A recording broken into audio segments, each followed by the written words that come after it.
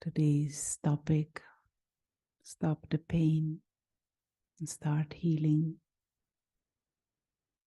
One big area around which much of our pain revolves is the area of unfulfilled desires and expectations that are not met. Now, we live in a world where pain has become something that is part of our everyday life. And of course, there are many different forms of pain. There is physical pain, of course, body hurting. There is emotional pain when things in relationships or in interactions don't work out, then there is pain because of that relationship. And very often, our response to pain is to blame, to look for the cause or what we think is the cause or who we think is the cause of it. And we blame and we try and change that person or try to change that situation. The spiritual approach is very useful because it is much more in your own hand. Someone else changing, we might try and we might force and we might beg, but they might not change. And they might continue with their behavior. And if I feel that they are the cause of my sorrow, then I will continue to be in sorrow because they don't change. The spiritual knowledge tells us that, and that doesn't need any big intelligence to understand that, is that other people don't change just because I want to. Situations don't stop, or life events don't stop from happening just because I don't like it or I don't want it. Even physical pain and bodily pain, we have to learn to deal with these kinds of situations. Now, one big area, as I mentioned before, is this area of desires and expectations. Desires that are not fulfilled, expectations that are not met.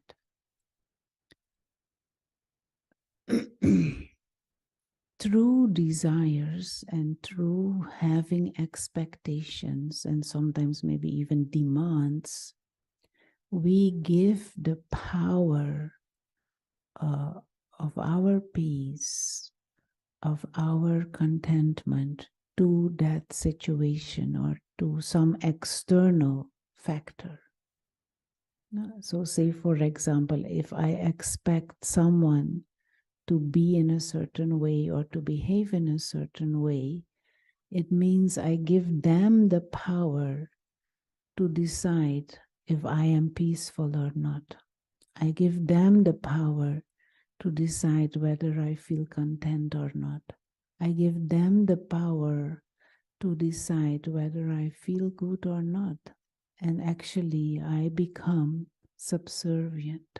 I become dependent for my well-being, for my inner feelings of self-respect and value. I become dependent on that situation or that person. Now, is it possible to approach a situation or a person or even a physical illness with an inner state where I don't have expectations or much less expectations? Can I approach that situation or that person with a mind that is full, a mind that may be even overflowing, a mind that is content by itself. Then it is nice to be with a certain person, but if they are not there, I'm still okay. Then it may be that a certain situation is there or not there, but I am okay. And this is why meditation becomes such a useful and maybe even a necessary tool. Because through meditation, we explore and are able to experience the innate goodness and the innate fullness of the being that we are, the spiritual being that we are. To come out of a state of ego and to come out of a state of dependencies and bondages and attachments where we create all forms of desires and expectations. And then we are at the mercy of others, at the mercy of life's situations. And so we will either be in pain because those expectations were not met, or we are anxious and stressed and insecure because we don't know if those desires or expectations will be met or not. And even if they are met at any time, it can change.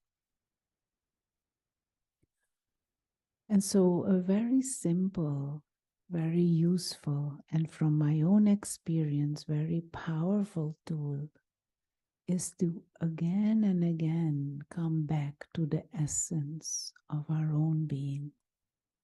No matter what the situation, no matter what the interaction, no matter what the condition of the physical body, no matter what the people I have to deal with are, if I'm coming from that space of inner fullness, inner wholeness, of my own inner peace and wisdom, if I'm coming from my relationship with the Supreme and experiencing the beauty and the peace and the love that comes from that, I can interact with others and with situations and life situations from that space of inner calm and inner wholeness.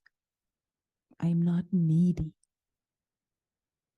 I can contribute or I can decide to withdraw, but not from a place of inner neediness. And so I can't be hurt when I coming from that space. But this doesn't happen overnight. Over long period of time, we have plunged into this habit of depending, of expecting, of desiring and needing, and we even started to believe that that is normal.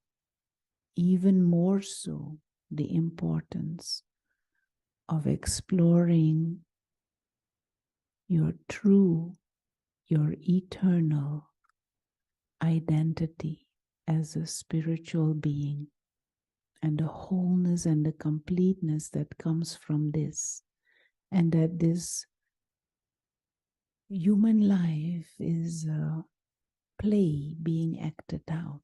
This is a stage on which we play the game of human life, but we are the invisible actors, souls. This body is the costume. When this body is not there, I continue to exist, the being of consciousness, the soul. And meditation is about coming back to that awareness that I am this invisible actor invisible experiencer, invisible guest in this body, guest on this planet, and to experience the beauty and the innate benevolence and goodness of who I truly am as a child of the Supreme. So let's take a few moments. And for these few moments, we just accept everything as it is. For a few moments, you accept the body, you accept the surroundings, you accept the people in this game of life around. And if you accept, there's no need to think about it. No need to worry. It is as it is, and it is okay. Just drop.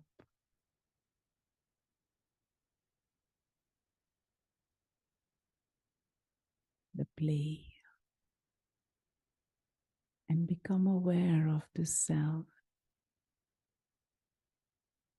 as this invisible being of consciousness.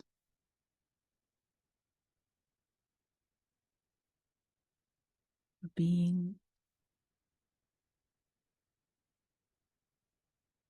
who is invisible, but the one who operates this body, the one who is using the eyes to see and using this mouth to speak, the one who is using the brain to operate this body and using the brain to think. The soul. And we use the image of a tiny star operating from the center of the forehead.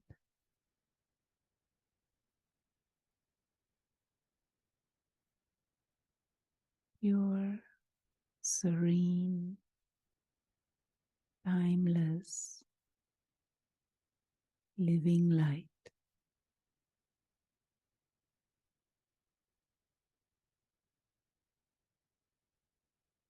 The real self.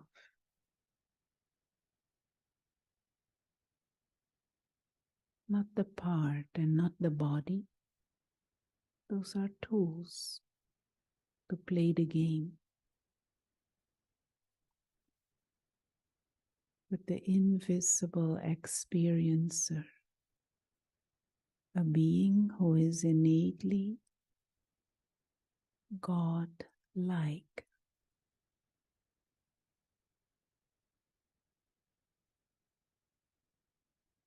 Free, timeless, immortal soul.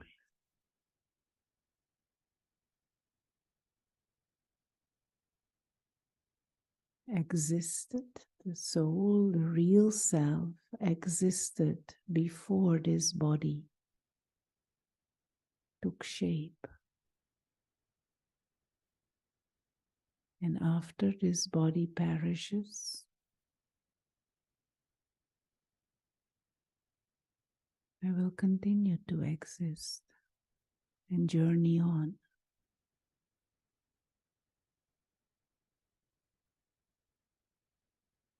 Timeless, immortal,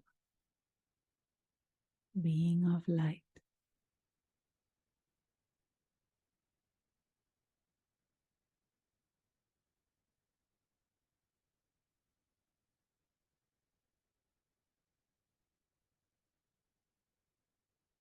Soul doesn't need anything to exist.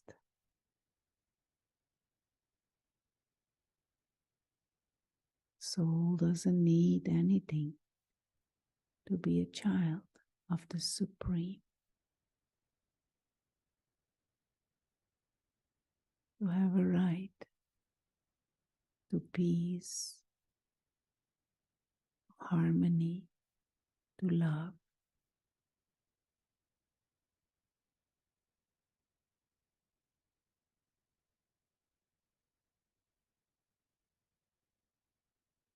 And so to stop pain,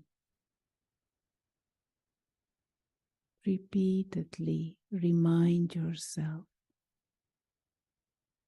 of who you truly are. Immerse the mind in these thoughts and allow these feelings of calm serenity emerge.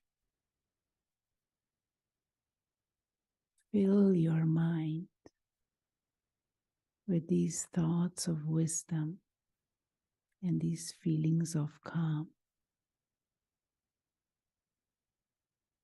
This is what is healing. And then we can approach everyday situations from that place of calm, serene independence. Of course, this is a journey, but every journey starts with the first step. And you go on by taking step by step by step by step. So make meditation and the practice of soul consciousness a daily activity. This is the medicine for the soul.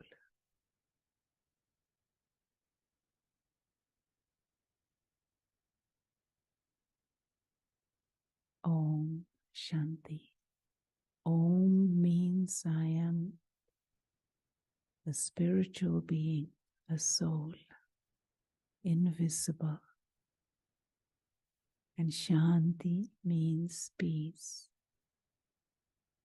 Om Shanti.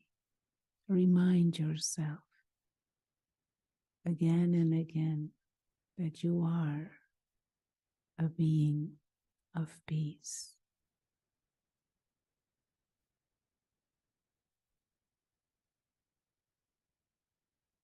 Om Shanti. Thank you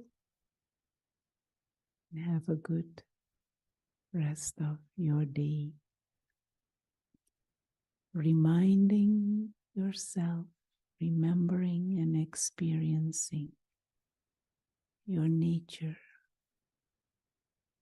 your true nature, and your true identity as a being of light.